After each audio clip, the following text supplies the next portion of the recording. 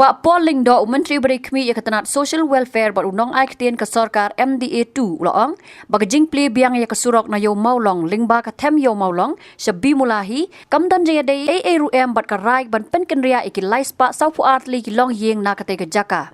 Habaya kran cekilat pathai kubor haka santari kunai wing arajar pesau ubak polling do ulak kedo bakarai jong sarkar kadai kebaya habha namar ke jingkap nya ki Surok ban yat kali bat ki jing kalabu iki patpa haka let kawan hakini ki hindrius nam ki bala let no kani ke jing kan tho ubak pol ka long halor ke jing artatin bepen pau de ki seng bhalang ki seng san perthai bat ki patba bak Jingplie biang ikani ke Surok kenang penslam arsha ke Jingpynkynriah iki long yeng na them yo Mawlong. Ya kadi ke Surok la plie biang hak sau tarik nai wing araja arpusau bala syak banyat ya ki kali tangha pedeng kapor prabaje menstem haduk sau baje janmiet kata Hendrius nam shiteng hadien bala khang yaka na ka jingmi huri hura hau benai jemang jongus nam arajar khat pra. I think it was a practical decision in view of the traffic congestion, the general inconvenience being caused to members of the general public for the past 6 years. I don't see any link between that and the resolution of the current imbroglio vis-a-vis the relocation of the sweepers.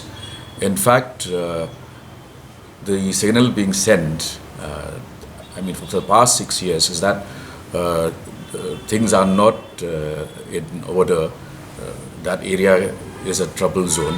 But today we have removed that image by normalizing movement of people and pedestrians and vehicles in that area. So I think it's a very important positive step taken towards decongesting the entire city. You know the traffic scenario as it is today, and it is not at all linked.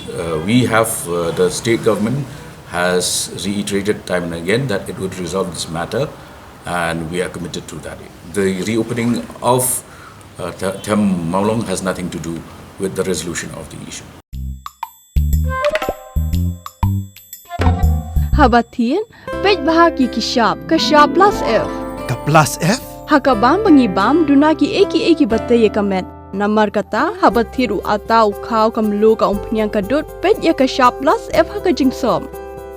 Yaki nutrient kumki vitamin bat ka iron la icon diat bat ka bathau bha kam khta ka dur jingki mar bam ka jing mat lani ka rukom shed yaki balehi banai kita ka don ka we ka jing mentoy ba kongsan ka kot ka khia ka nutrition ba kham bha ka jing im ba kham bha pendon kam daki mar bam modon ka sharp plus F menta kasni Lawan Ra Shafi Lingba ko office jong commissionerate of food safety Meghalaya.